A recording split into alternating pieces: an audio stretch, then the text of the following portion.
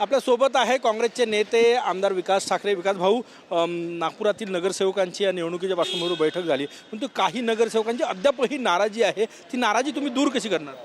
मला वाटतं की नगरसेवकांची कुठलीही नाराजी नाही. सगळे नगरसेवक एक संघ आहे. आमच्या उमेदवाराच्या पाठीशी नगरसेवक आहे आणि सगळ्यांना आम्ही सांगितलं आहे की निवडणुकीच्या दिवशी 18 तारखेला सगळे आम्ही टप्प्याटप्प्याने मतदानाला आम्ही पाठवणार आहोत. सहलीला नेणार आहे बाहेर काय? नाही, तशी गरज नाही. काँग्रेसचा कार्यकर्ता हा सहलीला बिलीला जाऊन ज्याला भीती असते तो जातो. आम्हाला काही भीती नाही. आमचे नगरसेवक काँग्रेसच्या उमेदवाराला मतदान करतील. विदर्भात आत्ता बघितलं तर फक्त एकच उमेदवार आहे नागपूरचा, तो मैदानात आहे. बाकी सगळ्या उमेदवारांनी कोणी विड्रॉ केलेला आहे, कोणी हॉस्पिटलमध्ये आहे, अशी परिस्थिती. असं आहे की हा हायकमांडचा विषय आहे. हे उमेदवार देताना हायकमांडनी कोणाशी चर्चा केली होती? त्या जिल्ह्यातील नेतृत्वाला विचारलं होतं का? मग त्या जिल्ह्यातील नेतृत्वांना विचारलं असेल तर त्या जिल्ह्यातल्या नेतृत्वांनी उत्तर द्यावं की हे उमेदवार आपण आणले कुठून, दिले कसे, आणि मग का बरं कोणी दवाखान्यात आहे तर कोणी विड्रॉल घेतला. हे त्या जिल्ह्यातील नेते मंडळीचा प्रश्न आहे. कारण की काँग्रेस पार्टीमध्ये जिल्ह्यातल्या सिनियर नेत्यांना विचारूनच सगळं करण्यात येते. तर हे उमेदवार देण्यामागे कोण होते याचा शोध झाला पाहिजे ना. कोणी दवाखान्यात आहे, कोणी काँग्रेसमधून शिवसेनेत गेला, कोणी विड्रॉल घेऊन टाकला.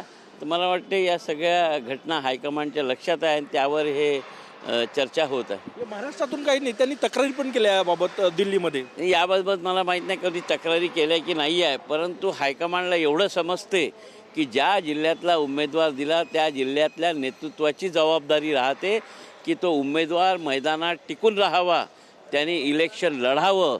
हारणं किंवा जिंकणं हा भाग नाही आहे. इलेक्शन लढलं पाहिजे आणि मला तरी वाटतं की याबाबत हायकमांड काही ना काही विचार करत असेल. नागपूरच्या निवडणुकीवर आपण बोलूया. 10 लाखांची ऑफर आहे असं अतुल लोंढेजी म्हटले. तुमच्या किती नगरसेवकांना ऑफर आहे? सगळे नागपूरचे नगरसेवक जे आहे 36 नगरसेवक तुमच्या गटाचे आहे. एकतर आमचा नगरसेवक विकाऊ नाही आहे. कारण की तो नगरसेवक बनतो 20-25 वर्षाची त्याची मेहनत असते एकेका माणसाला जुळून कामं करून, आणि निवडणुकीमध्ये 10 लाखांनी काहीच नाही होत. आणि म्हणून मला वाटतं की आमचा नगरसेवक हा विकाऊ नाही आहे. हा काँग्रेसचा कार्यकर्ता आहे.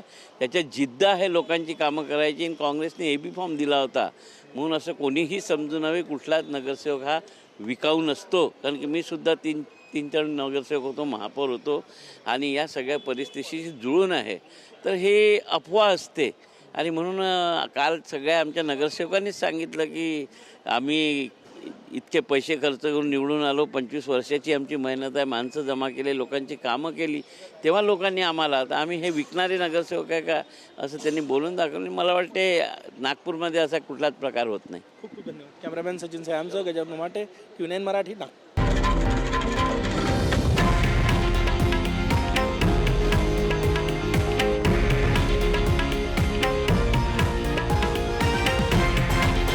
हे आहे देशातील नंबर 1 न्यूज नेटवर्क आणि आपण पाहत आहात TV9 मराठी, एकमेव.